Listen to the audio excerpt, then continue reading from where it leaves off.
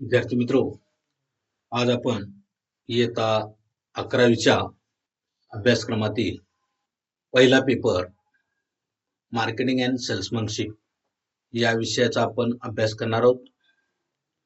पहिल्या टॉपिकचं नाव आहे विक्रय कला सेल्समनशिप. तर या सेल्समनशिप या भागामध्ये या टॉपिकमध्ये आपण कोणकोणत्या घटकांचा यामध्ये अभ्यास करणार आहोत याचा आपण विचार करणार आहोत. तर पहिला जो टॉपिक आहे विक्रय कला सेल्समनशिप. या सेल्समनशिप मध्ये आपण विक्रय कलेचा अर्थ व व्याख्या समजावून घेणार आहोत. यामध्ये दुसरा उपघटक आहे विक्रय कलेचे महत्व. विक्रय कलेचे महत्व यामध्ये तिसरा उपघटक आहे विक्रीची मूलतत्वे, फंडामेंटल ऑफ सेल्स. त्यानंतर चौथा उपघटक आपण अभ्यासणार आहोत विक्रेत्याची कर्तव्य व जबाबदाऱ्या, म्हणजे duties and responsibilities of salesman. त्यानंतर पाचवा उपघटक आपण अभ्यासणार आहोत विक्रेत्याच्या अंगी असणारे आवश्यक गुण, म्हणजेच क्वालिटीज ऑफ सेल्समन. त्यानंतर आपण सहावा उपघटक यामध्ये अभ्यासणार आहोत विक्री व्यवस्थापन, म्हणजेच सेल्स मॅनेजमेंट. त्यानंतर सातवा उपघटक आपण यामध्ये अभ्यासणार आहोत विक्रय संघटनेचे स्वरूप, म्हणजेच नेचर ऑफ सेल्स ऑर्गनायझेशन. त्यानंतर आठवा उपघटक आपण अभ्यासणार आहोत विक्रय अभ्यांश, त्यालाच आपण सेल्स कोड्स म्हणतो. त्यानंतर नववा उपघटक आपण अभ्यासणार आहोत विक्रय प्रदेश, त्याला आपण सेल्स टेरिटोरीज असं म्हणतो. आणि 10वा उपघटक आपण अभ्यासणार आहोत विक्रेत्यांचे प्रकार, टाइप्स ऑफ सेल्समन. तर असे एकंदरीत आपण या पहिल्या टॉपिक मध्ये सेल्समनशिप मध्ये 10 उपघटक आपण अभ्यासणार आहोत. याच्यामध्ये आपण 10 उपघटक अभ्यासणार आहोत. तर सेल्समनशिप या भागामध्ये आपण पहिला उपघटक सेल्समनशिप मीनिंग अँड डेफिनेशन अभ्यासणार आहोत. दुसरा उपघटक इम्पॉर्टन्स ऑफ सेल्समनशिप अभ्यासणार आहोत. तिसरा उपघटक सेल्स फंडामेंटल्स. चौथा उपघटक duties and responsibilities of the sellers. पाचवा उपघटक qualities required by the seller. सहावा उपघटक सेल्स मॅनेजमेंट. सातवा उपघटक नेचर ऑफ सेल्स ऑर्गनायझेशन. आठवा घटक सेल्स कोड्स. नववा घटक सेल्स रिजन्स किंवा टेरिटोरीज. आणि 10वा उपघटक आपण अभ्यासणार आहोत टाइप्स ऑफ सेल्समन्स. आणि हे उपघटक अभ्यासत असताना आपण या उपघटकानुसार त्याची डिटेल्स समजावून घेणार आहोत, त्याची डिटेल्स आपण अभ्यासणार आहोत. आता सेल्समनशिप विषयी आपण काही माहिती बघणार आहोत. सेल्समनशिप ही संकल्पना आपण समजावून घेणार आहोत. तर सेल्समनशिप म्हणजेच याला मराठीमध्ये विक्रय कला असं म्हटलं जातं. सेल्समनशिप म्हणजेच विक्रय कला असं म्हटलं जातं. तर सेल्समनशिप ही फार प्राचीन कला आहे आणि मानवी संस्कृती इतकीच ती प्राचीन आणि जुनी देखील आहे असं म्हटलं जातं. कारण वाणिज्य उत्क्रांतीमध्ये वस्तू विनिमय अवस्थेपासून अगदी विक्रय कलेचा उदय झालेला आहे असे मानले जाते. वाणिज्य उत्क्रांतीमधील वस्तू विनिमय अवस्थेपासून विक्रय कलेचा उदय झाला आहे असं मानलं जातं. अगदी फार पूर्वी उत्पादन लहान प्रमाणात व कुटुंबाच्या गरजेपुरतं मर्यादित होत असल्यामुळं वस्तूच्या विक्रीचा प्रश्नच उद्भवत नव्हता. मात्र तिथून पुढं जशी लोकसंख्या वाढत गेली त्या पद्धतीने ही संकल्पना हळूहळू बदलत गेलेली आहे. कारण आपल्याला माहिती आहे माणूस हा नाविन्यशील प्राणी आहे. त्याला इतर प्राण्यांच्या पेक्षा विवेक दिलेला आहे, बुद्धी दिलेली आहे, कल्पनाशक्ती दिलेली आहे. आणि या कल्पनाशक्तीच्या जोरावर, बुद्ध्यांगाच्या जोरावर आजपर्यंत आपण इथपर्यंत विकसित होत आलेलो आहोत. अनेक शोध आणि संशोधन केलेलं आहे. त्यामुळे त्याची जिज्ञासू वृत्ती, त्याची कल्पनाशक्ती, या कल्पनाशक्तीच्या जोरावर त्यानं हळूहळू आपली प्रगती करत असताना आपल्याला दिसून येतं आणि याचा बरोबर परिणाम या ठिकाणी आपल्याला झालेला दिसून येतो. म्हणजेच फार पूर्वी कुटुंब मर्यादित होतं, त्यांच्या गरजा मर्यादित होत्या. जसं कुटुंबाचा विस्तार झाला, लोकसंख्या वाढत गेली, तसं त्यांच्या गरजा वाढत गेल्या आणि वस्तू विनिमय अवस्था चालू झाली. वस्तू विनिमय अवस्थेमध्ये आपल्याकडील जागा असणाऱ्या वस्तू या दुसऱ्याला देऊन त्याच्या मोबदल्यात आपल्याला हव्या असणाऱ्या गरजेच्या वस्तू खरेदी केल्या जात होत्या आणि या पद्धतीनं वस्तूंचा विनिमय केला जात होता. वस्तूंचा विनिमय म्हणजेच वस्तूंची अदलाबदल. म्हणजेच मला दूध हवं असेल तर गवळ्याकडून दूध घ्यायचं आणि गवळ्याला जे हवं आहे, मग कापड असो, आपला जो व्यवसाय असो, त्या व्यवसायाअंतर्गत आपण त्याला त्या वस्तू द्यायच्या. म्हणजेच शिंप्याला कापड द्यायचं, त्याच्याकडून कापड शिवून घ्यायची आणि शिंप्याला हवं असणारं धान्य द्यायचं. चर्मकाराकडून चप्पल घ्यायची आणि चर्मकाराला आपल्या जवळ असलेलं दूध द्यायचं. म्हणजे अशा पद्धतीनं इथं वस्तू विनिमय चालू होता. या कालावधीमध्ये फारशी या ठिकाणी सेल्समनची गरज भासलेली आपल्याला दिसून येत नाही. मात्र ज्यावेळी विक्रय कलेचा उगम झाला त्यावेळी असं दिसतं की कालांतराने वस्तूच्या उत्पादन प्रमाणात ही वाढ होत गेलेली आपल्याला दिसून येते. जशी उत्पादनामध्ये वाढ होत गेली तशी बाजारपेठा देखील विस्तारित होऊ लागलेल्या आहेत आणि बाजारपेठा जशा विस्तारित होत गेल्या तसे प्रमाणात बाजारपेठेंची व्याप्ती देखील वाढू लागलेली आहे. सामान्यपणे धान्य, जनावरे, हत्यारे, भांडे आणि नित्याच्या वापरातील अन्य वस्तू व इतर वस्तू गावच्या आठवड्याच्या विशिष्ट दिवशी नेऊन विकण्याची प्रथा चालू झाली. आपल्याजवळ ज्या वस्तू आहेत त्या वस्तू आठवडी बाजारामध्ये, शेजारच्या गावामध्ये, की जिथं वस्तूला ग्राहक मिळतील अशा ठिकाणी त्या वस्तू नेण्याची प्रथा चालू झाली आणि तिथं मग वस्तूंची देवाणघेवाण होऊ लागली आणि तर खऱ्या अर्थानं व्यापाराला सुरुवात झाली. म्हणजेच इतर गावातून आठवड्याच्या विशिष्ट दिवशी नेऊन माल विकण्याची प्रथा सुरू झाली. अशा प्रकारे विक्री कलेचा विकास होण्यास सुरुवात झालेली आहे. 18व्या शतकाच्या झालेल्या किंवा 18व्या शतकामध्ये झालेल्या औद्योगिक क्रांतीमुळे व्यापार व उद्योगाला मोठ्या प्रमाणात बळ मिळालेलं आहे. इथं क्रांतिकारक बदल झालेले आहेत आणि त्याचा विक्रय कलेवरही परिणाम झालेला आपल्याला दिसून येतो. औद्योगिक क्रांती झाल्यानंतर उत्पादनात प्रचंड मोठ्या प्रमाणात वाढ होऊ लागलेली आहे. एकसारख्या पद्धतीचे उत्पादन होऊ लागलेले आहे आणि त्यामुळे त्या वस्तूंना एकसारख्या सुबक चांगल्या वस्तू कमी वेळामध्ये जास्त प्रमाणात उपलब्ध होऊ लागल्यामुळे उत्पादन खर्च सुद्धा देखील कमी झालेला आहे आणि त्यामुळे या वस्तू उत्पादन करत असताना इथं कारखानदार निर्माण झालेले आहे आणि कारखानदारीमध्ये मागणीपूर्व वस्तूचं उत्पादन होऊ लागलेलं आहे. मागणीपूर्व वस्तूचं उत्पादन होऊ लागलेलं आहे आणि मागणीपूर्व वस्तू उत्पादन होत असताना कारखानदार किंवा उद्योजक आपले अस्तित्व टिकवण्यासाठी म्हणून प्रयत्न करू लागलेले आहेत आणि हे अस्तित्व जर आपल्याला टिकवायचं असेल तर यासाठी एकच उपाय होता आणि तो म्हणजे विक्रीमध्ये वाढ घडवून आणणे. आता विक्रीमध्ये वाढ घडवून आणणे म्हणजेच आपल्या उत्पादनाकडं ग्राहकांचं लक्ष केंद्रित करणं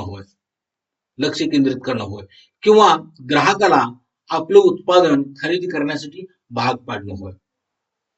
म्हणजेच थोडक्यात मागणीच्या तुलनेमध्ये उत्पादनाचे प्रमाण जसं वाढू लागलं तर त्या प्रमाणात त्यामध्ये काहीतरी विक्री गुण निर्माण करून ग्राहकाच्या मनातील क्रय प्रेरणांना आव्हान देऊन व आकर्षक पद्धतीने जाहिरात करून मालाची विक्री करणं आवश्यक होऊ लागलं आणि यातूनच विक्रय कलेचा जन्म झालेला आहे. तर विक्रीसाठी स्वतंत्र विक्रेता वर्ग निवडणे, त्यांना वस्तूच्या विक्रीविषयक प्रशिक्षण देणे आणि विक्री कार्यामध्ये तरबेज करणे याकडे अधिक लक्ष दिलं जाऊ लागलं किंवा देणं इथं क्रमप्राप्त झालं. तर आजच्या युगामध्ये जर आपण बघितलं तर ग्राहक हा बाजारपेठेचा राजा आहे असं म्हटलं जातं. कारण वस्तूची खरेदी करणं आणि वस्तूची विक्री होणं हे पूर्णपणे ग्राहकाच्या मनावर अवलंबून असतं. म्हणून ग्राहक जे ठरवते, ग्राहकाला चॉईस आहे, ग्राहकाला मत आहे, तो आपल्या मताप्रमाणे, आपल्या इच्छेप्रमाणे, आपल्या चॉईस प्रमाणे वस्तूची खरेदी करू शकतो. म्हणून इथं ग्राहकाला आपल्या मनाचा तो राजा आहे, तसा मार्केटचा पण तो राजा आहे असं म्हटलं जातं.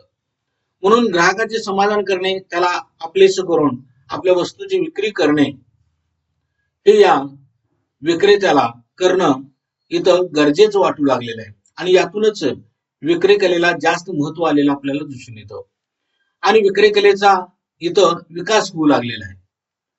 तर ग्राहकांना आपलेस करणं, ग्राहकांची क्रय शक्ती जागृत करणं, हे इथं विक्री कलेचं महत्वाचं काम ठरलेलं आहे.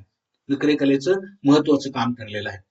म्हणजेच विक्रय कला म्हणजे वस्तूची खरेदी करण्यासाठी, विक्रय कला म्हणजेच वस्तूची खरेदी करण्यासाठी, ग्राहकांचं मन वळवण्यासाठी वेगवेगळ्या प्रकारचे ज्या कला वापरल्या जातात, वेगवेगळ्या प्रकारच्या ज्या कला वापरल्या जातात, वेगवेगळ्या प्रकारचे जे आयडिया वापरले जातात, वेगवेगळ्या प्रकारचे जे प्रयत्न केले जातात, या सर्व प्रकारचे केलेल्या प्रयत्नांना, सर्व प्रकारच्या वापरलेल्या आयडियाना आणि सर्व प्रकारच्या वापरलेल्या कलांना इथं विक्रय कला असं म्हटलं जातं. म्हणजे ग्राहकाचे मन वळवण्याबरोबरच आपल्या वस्तूमार्फत ग्राहकांच्या समस्यांचे निरसन करणे आणि त्याचबरोबर मालाची विक्री करणे, हे विक्री कलेमध्ये अपेक्षित आहे आणि हे विक्रेत्याचं काम आहे.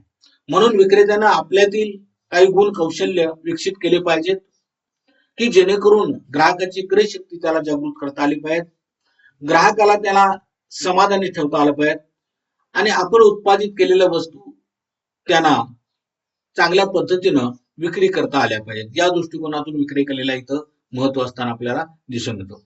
त्याचबरोबर विक्री कलेचे यश हे विक्री कौशल्यावर अवलंबून आहे असं देखील म्हटलं जातं. विक्री कलेचे यश हे विक्री कौशल्यावर अवलंबून आहे असं म्हटलं जातं. विक्री कलेचे यश हे विक्री कौशल्यावर अवलंबून आहे. म्हणजे विक्री कौशल्य कशा पद्धतीने विक्रेता वापरतो यावर त्याचं यश अवलंबून आहे. तो वेगवेगळ्या प्रकारची आयडिया, वेगवेगळ्या प्रकारच्या क्लुप्त्या, वेगवेगळ्या प्रकारच्या कला वापरून जर कस्टमरना माल विकत असेल तर ती एक कला आहे, ते एक कौशल्य आहे आणि हे कौशल्य विक्रेत्याच्या ठिकाणी असायला पाहिजे. म्हणून यापुढचा आपण भाग बघणार आहोत विक्रय कला. तर विक्रय कला अर्थ आणि व्याख्या आपण पाहणार आहोत. विक्रय कला म्हणजेच ग्राहकाने आपल्या मालाची खरेदी करावी यासाठी विक्रेता ग्राहकाचे मन वळवण्यासाठी ज्या वेगवेगळ्या प्रकारच्या कला वापरतो, या सर्व कलांना एकत्रितरित्या विक्रय कला असं म्हटलं जातं. म्हणजेच आपल्या जवळील मालातील गुणधर्माचे महत्व ग्राहकाला पटेल अशा पद्धतीनं प्रदर्शित करण्याची कला म्हणजे देखील विक्रय कला असं म्हटलं जातं. ग्राहकाने वस्तूची खरेदी करावी यासाठी विक्रेत्यास कराव्या लागणाऱ्या आवश्यक त्या सर्व प्रयत्नांचा समावेश देखील या विक्रय कलेमध्ये केला जातो. तर विक्रय कलेचा अर्थ, विक्रय कलेची व्याख्या काही कॉमर्स तज्ञांनी केलेले ते आपण काही व्याख्या बघणार आहोत. यामध्ये पहिली व्याख्या आपण बघणार आहोत विल्यम जी कार्टर. तर विल्यम जी कार्टर म्हणतात की विक्रय कला म्हणजे लोकांनी वस्तूची खरेदी करावी म्हणून त्यांचे मन वळवण्यासाठी केलेला प्रयत्न होय. तर कार्टरच्या मते विक्रय कला म्हणजे लोकांनी आपली वस्तू खरेदी करावी म्हणून त्यांचे मन वळवण्यासाठी केलेले प्रयत्न होय. आपण मार्केटमध्ये बघतोय की विक्री करणं किंवा वस्तूची विक्री करणं हे काम तितकंस सोपं राहिलेलं नाही. तर मार्केटमध्ये मोठ्या प्रमाणात स्पर्धा असते, एकसारख्या अनेक वस्तू असतात. आपण ज्या प्रकारची वस्तू मार्केटमध्ये घेऊन जातो त्याच प्रकारच्या अनेक उत्पादकांनी उत्पादित केलेल्या वस्तू मार्केटमध्ये असतात. म्हणून आपलीच वस्तू जर काही कस्टमरने घ्यावायची असेल तर त्या कस्टमरचं प्रथम आपल्याला मन वळवावं लागतं. त्याची प्रथम सायकोलॉजी समजावून घ्यावी लागते आणि मग उत्पादनाविषयी, कंपनीविषयी सर्व माहिती त्याला सांगून जी आपली वस्तू आहे ती वस्तू या ग्राहकाला कशी महत्वाची आहे, कशी गरजेची आहे, कशी उपयुक्त आहे, या पद्धतीने त्याला काउन्सिलिंग करून, या पद्धतीने त्याविषयी त्याला माहिती देऊन त्याचं मन वळवण्यासाठी म्हणून या ठिकाणी प्रयत्न केले जातात. आणि त्याचं मन वळवण्यासाठी केलेले सर्वतोपरी प्रयत्न म्हणजे विक्रय कला असं कार्टर म्हणतात. नंबर 2 ची आपण व्याख्या बघणार आहे. अमेरिकेतील तज्ञ समितीच्या शिफारशीनुसार, अमेरिकेतील तज्ञ समितीच्या शिफारशीनुसार तर विक्रय कला ही व्यापाराचा पाया असून, विक्रय कला ही व्यापाराचा पाया असून तिचे प्रथम आणि अंतिम ध्येय मालाची बाजारात विक्री करून नफा प्राप्त करणे व ग्राहक आणि विक्रेते यांना समाधान देणे होय. अमेरिकन तज्ञ समिती असं म्हणते की विक्रय कला म्हणजे हा व्यापाराचा पाया आहे. तर या पायावरच पूर्णपणे विक्रय संस्थेचं यश अपयश अवलंबून असतं. यश अपयश अवलंबून असतं. म्हणून इथं पाया म्हटलेला आहे. कुठलाही उद्योग व्यवसाय असो, या उद्योग व्यवसायाचं यश हे विक्रीवर अवलंबून असतं. विक्रीवर अवलंबून असतं. म्हणून जर काय व्यवसायाची विक्री चांगल्या पद्धतीने होत असेल तरच त्या व्यवसायाला नफा होईल. आणि व्यवसायाला जर काय नफा झाला तरच उत्पादनापासून विक्रीपर्यंतची सर्व कार्य ती कंपनी, ती उत्पादक संस्था चांगल्या पद्धतीने पार पाडू शकेल. आणि म्हणून त्या संस्थेचं अस्तित्व हेच मुळात विक्रीवर अवलंबून असतं. म्हणून विक्रय कला ही पाया आहे असं ही अमेरिकन तज्ञ समिती म्हणते. त्याचबरोबर विक्रय कलेचं प्रथम आणि अंतिम ध्येय बाजारामध्ये मालाची विक्री करून नफा मिळवणं हे असलं पाहिजे असं ही तज्ञ समिती म्हणते. जे उत्पादन कंपनी करते आहे, जे उत्पादन करतोय ते उत्पादन मार्केटमध्ये विकून त्याच्यापासून नफा प्राप्त करणं हे काम विक्रय कलेचं आहे. आणि त्याचबरोबर हा नफा मिळवत असताना, या मालाची विक्री करत असताना ग्राहक आणि विक्रेते यांना समाधान देखील ठेवलं पाहिजे. म्हणजेच कस्टमर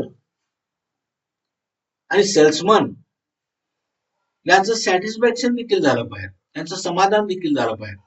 म्हणून विक्रय कलेमध्ये मालाची विक्री करण्याबरोबरच कस्टमर सॅटिस्फॅक्शन आणि सेल्समन सॅटिस्फॅक्शन हे अत्यंत महत्वाचे आहेत.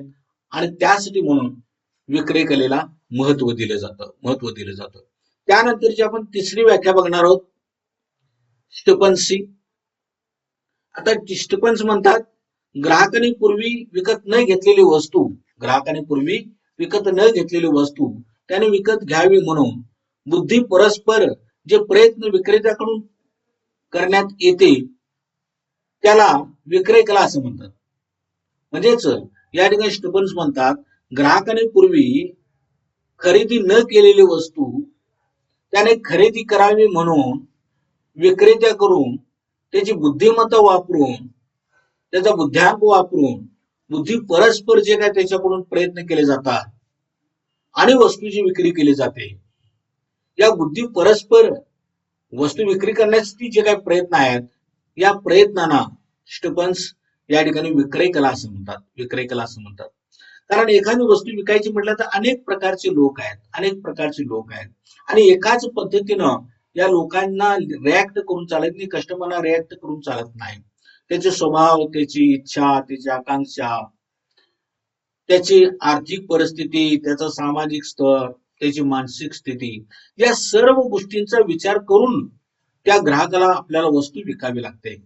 म्हणून इथं बुद्धीचा कस लागतो, इथं बुद्धी आपल्याला वापरावी लागते. अनेक कलांचा इथं वापर करावा लागतो, अनेक कौशल्यांचा इथं आपल्याला उपयोग करावा लागतो. आणि त्यानंतर मग तो ग्राहक आपल्याशी होतो, त्यानंतर तो ग्राहक आपल्याला दाद देतो. म्हणजेच त्या ग्राहकांच्या ठायी असलेली क्रय शक्ती जागृत होते आणि मग आपण तो माल विकू शकतो. अशा पद्धतीनं या ठिकाणी विक्रय कलेच्या व्याख्या आपण पाहतो आहोत.